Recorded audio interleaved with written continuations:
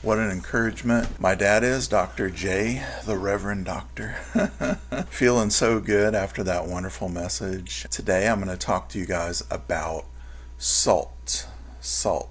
So salt is in the Bible, but it's also in our daily lives. Salt is used for a number of things. One of those is to enhance the flavor of food.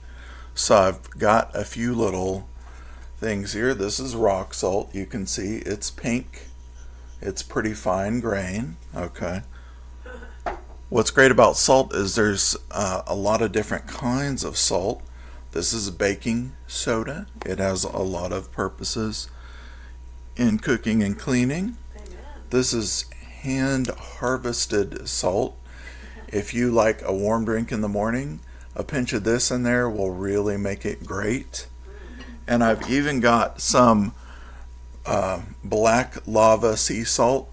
This is all the way from Hawaii. Okay, this is the good stuff right here.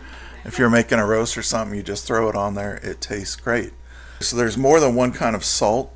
We appreciate the diversity of salt in our lives because it gives us a wide range of flavors. Some salts are better on meat, some salts are better on fish or poultry. But salt can be used for a number of other things than just for cooking. It can change the boiling point of water. It increases the temperature of water when it boils. You can use it to make homemade ice cream. It doesn't go in the cream. It goes around the apparatus that you're using to create the ice cream. Salt also facilitates biological processes in the human body and of course in plants and animals as well. One that comes to mind is kind of famous. If you've had biology, you probably heard of the sodium-potassium pump. So sodium and potassium line up on the inside and outside of the cell, and they allow nutrients to come in and waste to go out. And that way you have healthy cells, so you need sodium and potassium in your diet. Salt can also be used to melt snow on roads and on sidewalks.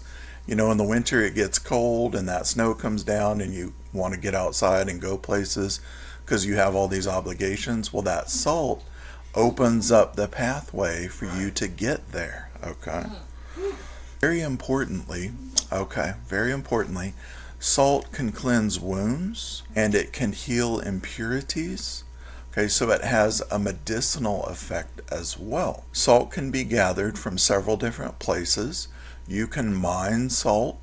You can get salt from the sea, and that's one thing I just showed you, that hand-harvested sea salt. And you can also get salt from the ocean, which is just kind of a bigger sea. So the salt is collecting in these bodies of water, and then you harvest it from the water. One fun thing to do in the summer is to go to the beach. I really enjoy going to the beach because it refreshes you. The water is cool. The sun is warm. You get those temperature differentials. And in the water, you have this healing salt. All those nutrients and minerals that you need are sitting right there in the water, just waiting to be absorbed right into your skin. And then, of course, you have the beauty of the sun just warming your skin and making you feel so good. It's so refreshing to go to the beach because the salt is there and it helps to heal you. Amen. In his Sermon on the Mount, and you'll recall that we just did a series on Jesus on the Mountaintop, and right after the Beatitudes, Jesus immediately turns and starts talking about salt. Jesus wants you to be salty, okay? He wants you to be salty. Now, salty can be a good thing, and sometimes it has a negative connotation. Like if somebody's got a little attitude, you might say, "Why are you so salty today?" Okay? We're not talking about that kind of salty. We're talking about the good kind of salty, all right? So I'm going to read to you guys Matthew 5:13. This is Jesus speaking to the multitudes. He says, "You are the salt of the earth. You are the salt of the earth. But if salt has lost its taste, how shall its saltiness be restored? It is no longer good for anything except to be thrown out and trampled under people's feet." Wow. This is incredible. He's saying, you guys are the cream of the crop. You guys have all these capacities. But what happens if you lose those capacities? You're no longer good. How does salt lose its taste? That's a great question. That is a great question, and I'm not really sure because I'm not a salt expert. Okay? But the Greek in this verse has many interesting nuances for those who are Greek scholars and you want to study it in depth, or even if you're just a casual scholar like me and you just look it up and you start going, wow, there's a lot of implications behind what's being said here, and a lot of different possible interpretations and applications. One thing that I found interesting in my study is the Greek word here translated good. It has the implication of strength, vigor, or force. So salt should be strong. It should invigorate you. It should give you that life force. I have a salt I put, it's a liquid salt actually, in my morning drink, and it gives you a little boost of energy. Why? Because it's helping that energy flow evenly throughout your body.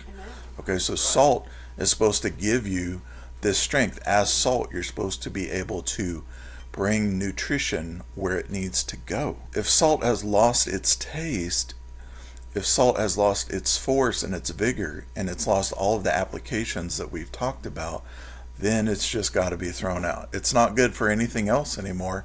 It can just be mixed in with regular old dirt. We can see the trampling portion of this in a story in the Old Testament. And this is a little bit of a transition here. And if you're soft-spirited like I am, you'll see this story has a little bit of shock to it. This is the story of Jehu and Jezebel in 2 Kings 9:30 through 37. I'm going to read this to you.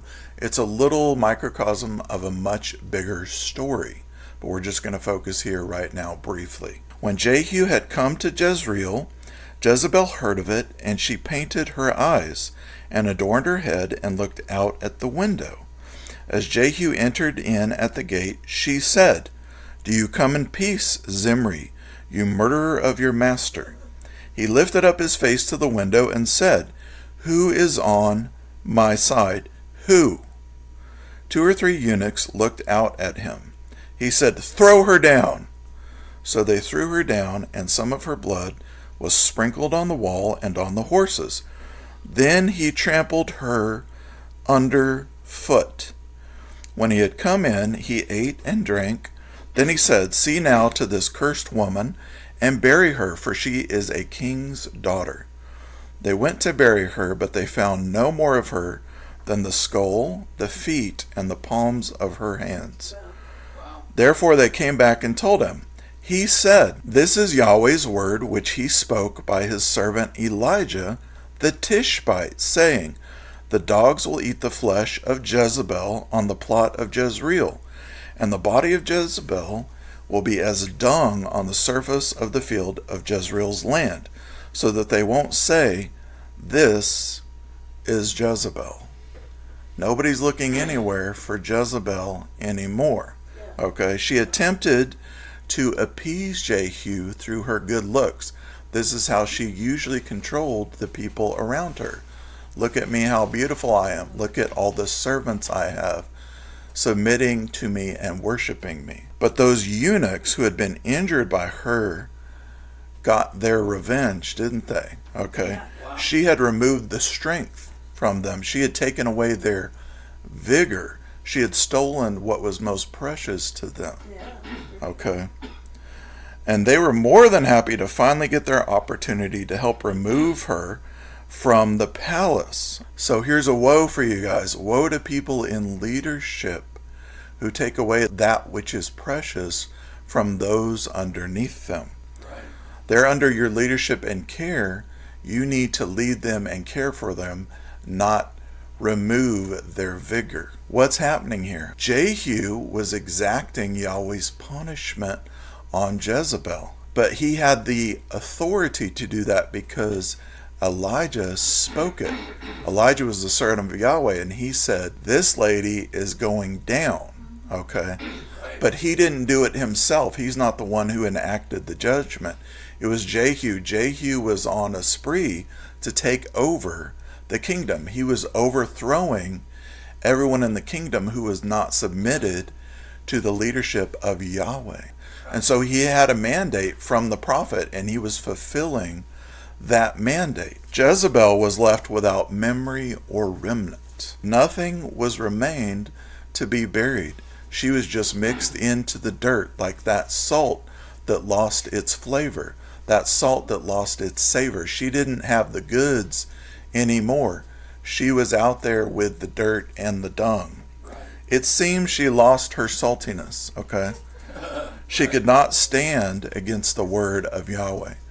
When Yahweh's prophet speaks something good or bad to you, it's going to come to pass. You can count on the word of the Lord. He said, I've elevated my word above my name. Yahweh has spoken something great over you. You can trust in his words for you. Now others have come and they've said bad things about you. They've mischaracterized you. They've placed curses on you. And today is a day for that to be broken. Today is a day for you to let go of those false words. You're not that person they said you were. You are salt and you are light. You are the salt of the earth. You are the chosen of Yahweh. So lean into his bosom. Rest in his arms and in his embrace. Accept that you are his child. Remain salty. Okay, everybody, stay salty. Stay salty. You are the salt of the earth.